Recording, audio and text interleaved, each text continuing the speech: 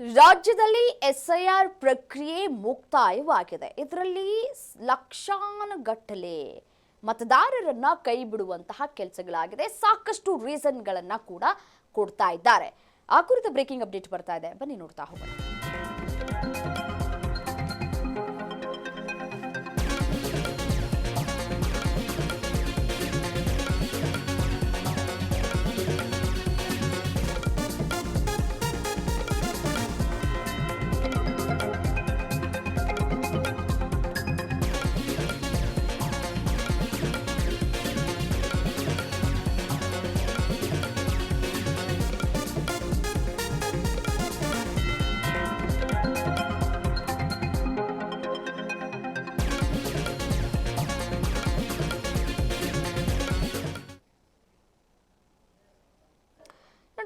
ರಾಜ್ಯದಲ್ಲಿ ನಡೀತಾ ಇರುವಂತಹ ಮತದಾರ ಪಟ್ಟಿ ವಿಶೇಷ ಸಮಗ್ರ ಪರಿಷ್ಕರಣೆ ಅಂದ್ರೆ ಎಸ್ಐಆರ್ ಪ್ರಕ್ರಿಯೆಯ ಮೊದಲ ಹಂತ ನಿನ್ನೆಗೆ ಮುಕ್ತಾಯವಾಗಿದೆ.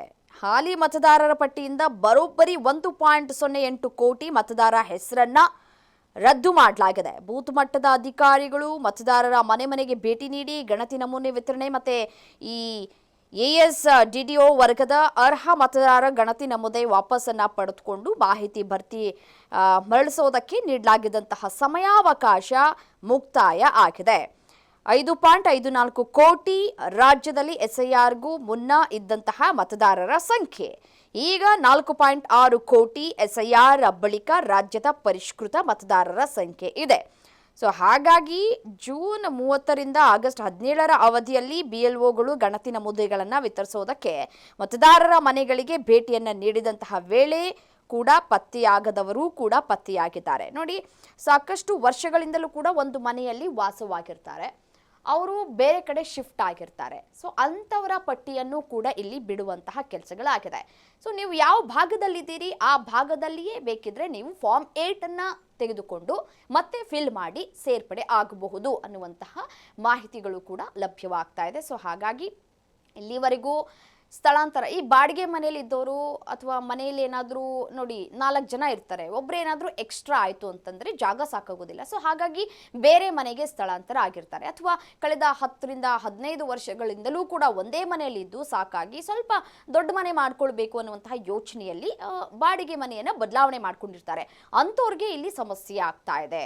ಸೊ ಅಂಥವರ ಹೆಸರನ್ನು ಕೂಡ ಪಟ್ಟಿಯಿಂದ ಕೈ ಬಿಡುವಂತಹ ಕೆಲಸಗಳು ಕೂಡ ಆಗಿದೆ.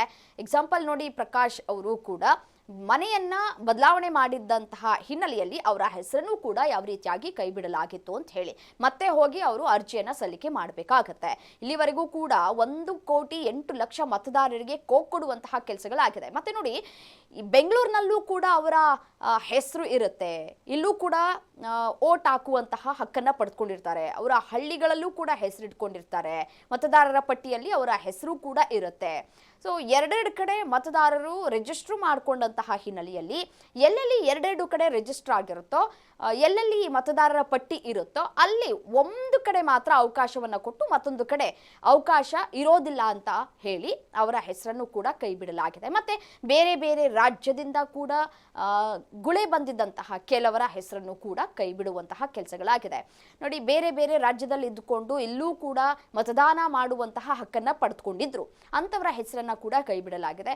ಕೆಲವರು ಆಯ್ಕೆ ಮಾಡಿಕೊಂಡಿದ್ದಾರೆ, ಇಲ್ಲ ಬಿಡಿ ನಾವು ಊರಿನಲ್ಲೇ ಹೋಗಿ ನಮ್ಮ ಮತದಾನವನ್ನ ನಾವು ಮಾಡ್ತೀವಿ ಅಂತ ಹೇಳಿ ಆಯ್ಕೆ ಮಾಡ್ಕೊಂಡಿದ್ದಾರೆ. ಸೊ ಹಾಗಾಗಿ ಸಾಕಷ್ಟು ರೀಸನ್ಗಳನ್ನ ಕೂಡ ಕೊಟ್ಟು 1,83,01,945 ASDDO ಮತದಾರರು ಪತ್ತೆಯಾಗಿದ್ದಾರೆ.